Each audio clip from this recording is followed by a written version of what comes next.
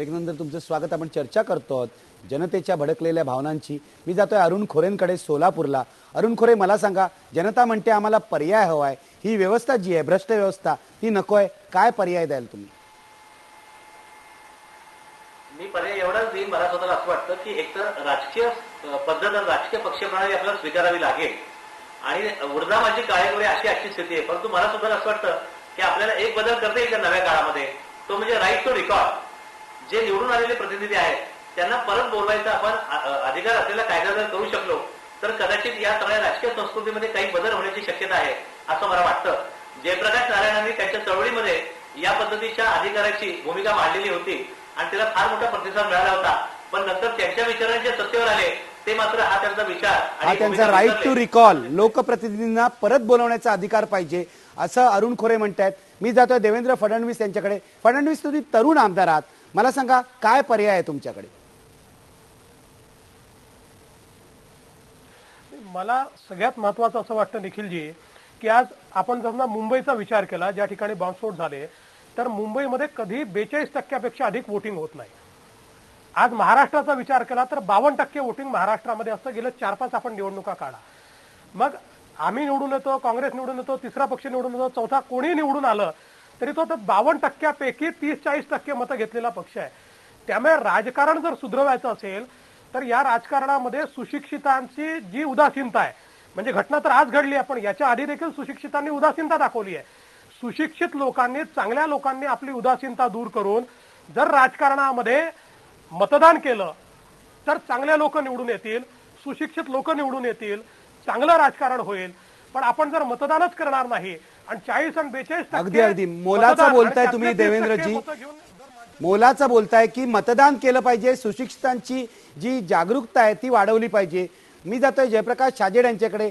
जयप्रकाश छाजेड, मला सांगा काय पर्याय आहे तुमच्याकडे, कशी सगळ्यांनी मिळून ही सिस्टीम सुधारायची? निखिलजी, बाबासाहेब आंबेडकरांच्या महापरिनिर्वाण दिनाच्या पूर्वसंध्येला ही चर्चा आहे. बाबासाहेबांच्या दिलेली घटना की जगामध्ये जिला लोकशाही, भारतीय लोकशाहीचा सन्मान होतो. अरुण खोरेंनी मगाशी व्यक्त केलं मत की राईट टू रिकॉल करावं.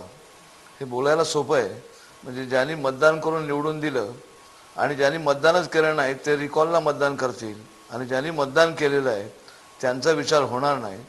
तेव्हा जेव्हा राईट टू रिकॉलचा विचार करायचा असेल तर सर्वप्रथम माझं स्पष्ट मत आहे की 100% कायद्याने मतदान बंधनकारक केलं पाहिजे. म्हणजे 100% मतदान केल्यानंतर जर यशस्वी नाही झालं तर राईट टू रिकॉलचा विचार करता येऊ शकतो. अन्यथा बाबासाहेबांनी दिलेली लोकशाही हीच सिस्टीम या देशाला वाचवू शकेल, ही वस्तुस्थिती. अगदी लोकशाही वाचवू शकेल. मी शेवटी जातोय मेधा पाटकर यांच्याकडे. मेधा पाटकर यांचा शब्द या कार्यक्रमात आता शेवटी आपण ऐकणार आहोत. मेधाताई, मला सांगा, तुमच्यासारखे लोक राजकारणापासून आणि निवडणुकीच्या राजकारणापासून दूर राहतात म्हणून लोकांना पर्याय मिळत नाही, हे खरं नाही का? तुम्ही काय पर्याय देणार आहात?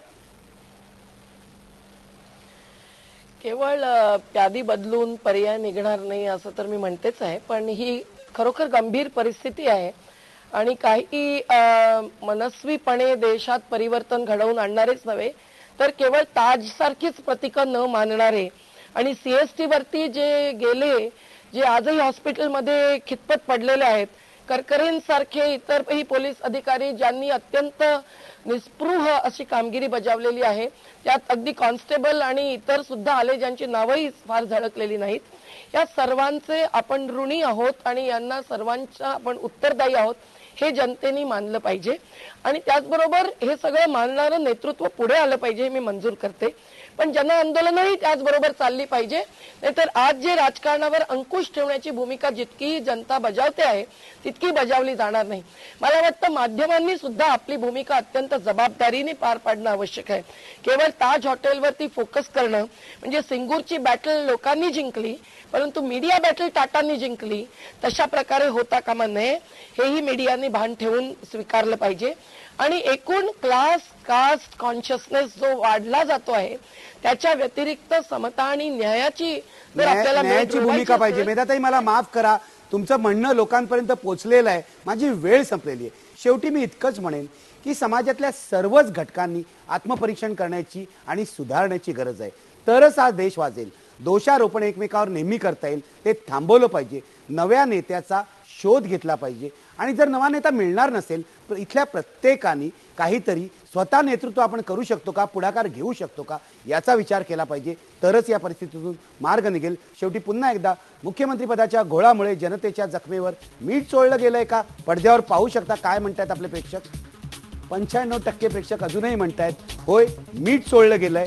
मीठ चोळलं गेलं असेल तर त्यापासून प्रेरणा घ्या, उठून उभे राहा, असंतोष व्यक्त करा विधायक मार्गाने. यातूनच मार्ग निघेल. धन्यवाद. पहा फक्त IBN लोकमत.